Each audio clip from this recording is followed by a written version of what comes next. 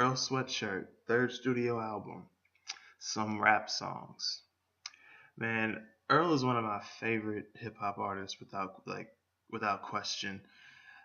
I don't like shit. I don't go outside. There's a personal classic for me already. It's been just coming up on 4 years now, and like that dropped in like March of 2015. So the month of my birthday actually, in my senior year in high school, and like the relationship I've had with that album, it's just great.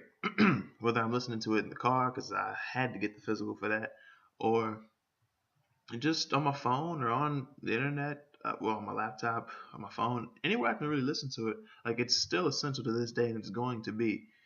Um, yeah, I need to go back and listen to Doors more, given that I know how good it is. I don't know how good it is yet because I wanted to click with me more, but it is a good album. I fuck with it, but I want to fuck with it if I can possibly fuck with it as much as I don't like shit. I don't go outside. Now, coming off of those two projects to come into this, I was like, man, Earl has not disappointed yet. Earl mixtape too, so it's like I don't expect him to disappoint here. And I'm gonna go ahead and say it. He didn't disappoint here. Earl Sweatshirt just 15 tracks long, 25 minutes long in duration. And what can I say? Like 15 tracks, 25 minutes is like albums like this are dropping more now. You either get like freaking 7 to 10 track albums. I don't like shit. I don't go outside. That was a 10 track album. Or get EPs. Or you'll get these projects that are 15 or so tracks long, but they're only like a minute and a half, 2 minutes long. Some just over a minute. But it's not like that worked against Earl. It actually was actually pretty good, if you ask me. Let's go ahead and get right into this. Um, I had to think before I came across what came out with this review and how I wanted to present it. I was like, do I want to talk about? Do I want to like pretty much summarize the project and then talk about the songs, or do I want to talk about the songs and then summarize it? I think I'm gonna try to find a way to do both, improvise as I go along. So let's go ahead and get right into this. The first track I want to talk about is Shattered Dreams, which um, it was a cool intro track. It did kind of set the tone for this album, especially with the soul sample that was in here. It was looped because there are a good amount of those in here. He had that on I Don't Like Shit, I Don't Go Outside, but not to this effect, to where the sample, it was more so the sample being in, not even in vocal sample, just the beat itself from a soul sample being part of a beat, or at least the intro of a beat, like it was on Erykah Badu's song that he put on Grief. So, but yeah, cool intro track. Um, Next track I want to talk about, I think I talk about every track here. Pretty much every track. Yeah, pretty much every track, except one, really. Track number 2, Red Waters. Um, Here he was talking about, what did he say? How he had blood in the water, blood on his father, how he was just in another dream. And it's just like, so the first two tracks, he's pretty much sticking with this dream theme of the project. Here, like, yeah, he talked about his father and everything, which his father does come up a lot in this project. Not like that's bad or anything. Track number 3, Cold Summer. One of my favorites without question. It's just really on some lo-fi shit. That's pretty much what I have to say about this track. Track number 4, Nowhere to Go. Single. I don't think it was the only single to promote this album. It wasn't. No, it wasn't. It's the most experimental most experimental track on this project. Maybe the most personal. He talked about here how death was on his mind and how he's depressed, still depressed at least, and how he has new ways to cope now, like how he gives thanks to the Most High even when he's at his lows or his lowest of lows.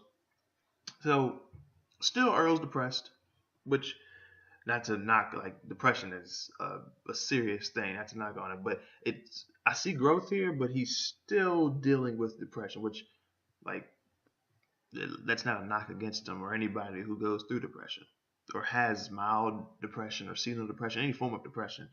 Um, but he's still sticking to the depressed sound, even though I didn't feel as depressed listening to this as I did I Don't Like Shit, I Don't Go Outside. With this though, that he's still sticking to this, it shows that even though we see growth in him as a person, he's still going through what he's going through, dealing with his demons.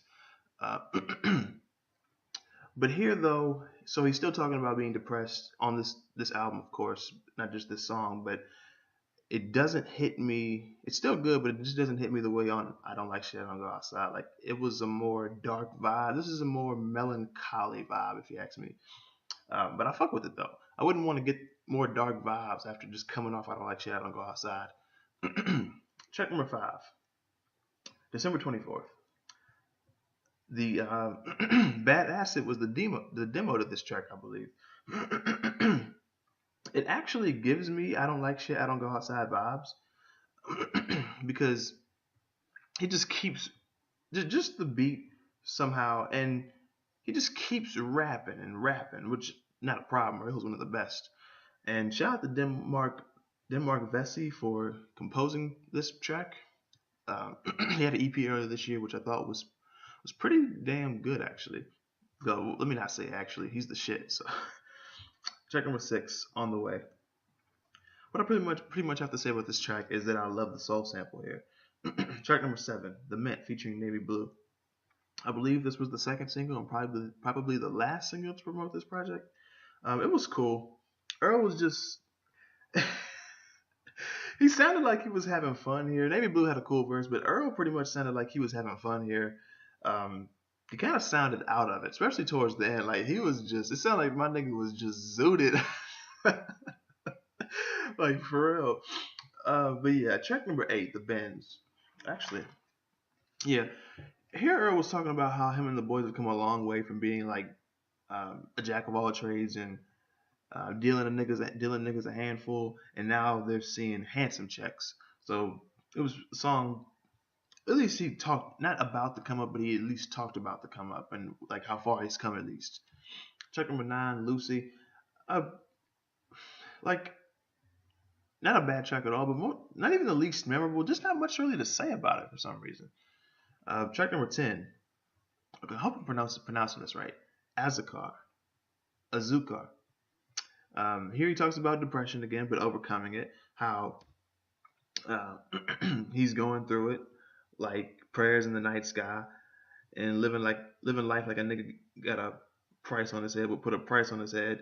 And he also talks about how he can see the ghost of who he was, as lonesome as he was. So what I get from that is, like I said, he talks about depression, but overcoming it. Like, he's like right there, like just saying the ghost of who he was and how lonesome he was. It's like he's seeing how far he's come, if I'm interpreting that right. But what I did get from this also was when he said he's living life like a nigga got a price on his head. Now, I took that two ways. I was like, is he saying that he's living life like a nigga got a price on his head, so he's trying to live it to the fullest? Or is he living life like somebody has a price on his head, so he's kind of just being reserved and being careful and not being able to live life to the fullest? I'm not sure, but I'm just taking it both ways. Track number 11, Eclipse. Hold on. I really love the beat here, and I really felt the vibe that I feel he was trying to go for when he said on, I believe it was part of the chorus, when he said that ain't so sunny by the motherfucking beach. And it was like, okay, I see why he would say something like that on this track being titled Eclipse. Track number 12, Veins. Here he talks about how it's been like a minute since he's heard applause. I remember, it was earlier this year. It was over the summer, I believe, too.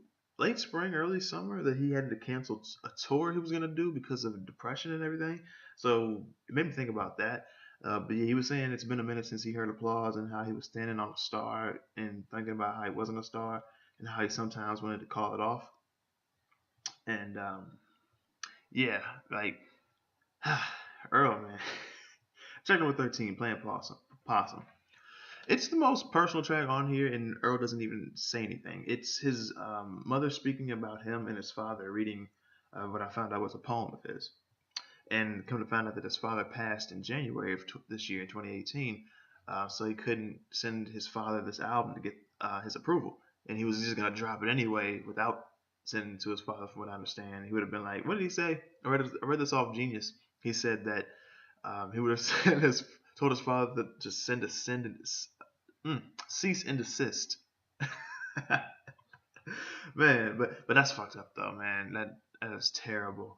Because he wanted to use it as a way to uh, like patch up his relationship with his father. So yeah, one of my favorite tracks on here, just because I know that means a lot to Earl, and Earl is one of my favorites. So I really fuck with that.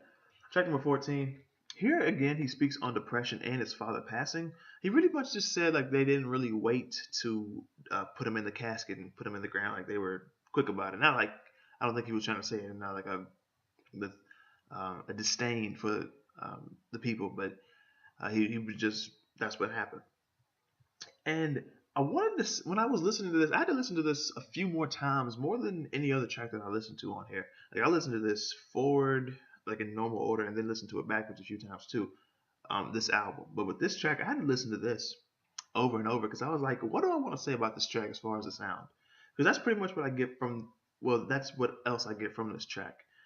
It's it just had like a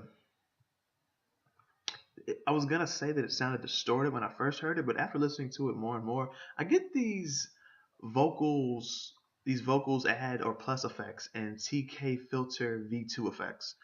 Because I hear those when I'm experimenting with music myself. So I was like, I even had to pull up. I even had to actually go through the application and get everything together. And I was like, let me test these. Is this what I'm thinking this sounds like? And I was like, yeah, this is what this sounds like. And track number 15, Riot.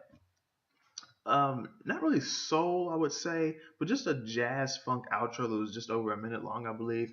And it was a cool outro track, but listening to this project backwards, I felt that was a nice. It felt like just listening to it backwards. Of course, the track listing is the way it is, but listening to the project backwards, I was like, this is a nice intro track to play this backwards. And the album sounded really smooth backwards. It's thanks to freaking Kendrick Lamar and Lupe Fiasco. Kendrick with Damn, but more so Lupe with Tetsuo and Youth back in 2015. Why I listen to albums, not every album, but albums that of artists that I fuck with or albums that I really fuck with that I listen to them backwards. It's thanks to those two niggas that I be doing this shit. um, but yeah, Earl um, dropped another good album for me. Very easy to listen to, just like I Don't Like Shit, I Don't Go Outside. 15 tracks for 25 minutes, just 5 minutes or so shorter than I Don't Like Shit, I Don't Go Outside. Like I said, that's a classic for me. Need to go back and listen to Doris. This, it's easier to listen to than Doris because it's shorter and it's simpler, but not like simple like it's dumbed down. Like Earl's just gonna do what he does, and that's just have a dope beat and just rap. Um, so yeah, I'd give this rating of a 7.25 to a 7.25 to a 7.5 out of 10. I was gonna just make it smack 7.25. I was like, nah. So yeah, 7.25 to 7.5. If anyone was like, oh, it's just a 7, okay, all right. But yeah, I know people were kind of they were kind of like about this album because it was like 15 tracks, 25 minutes. What's he gonna pull here? Hey, for me, he pulled off something pretty good, so I fuck with it. And this is about to be 15 minutes long. This is longer than half of the freaking album. So let me wrap this up. Thank y'all for watching. If you like this review, please hit the like button. If you like what you see and you're new, please hit the subscribe button. Share the video.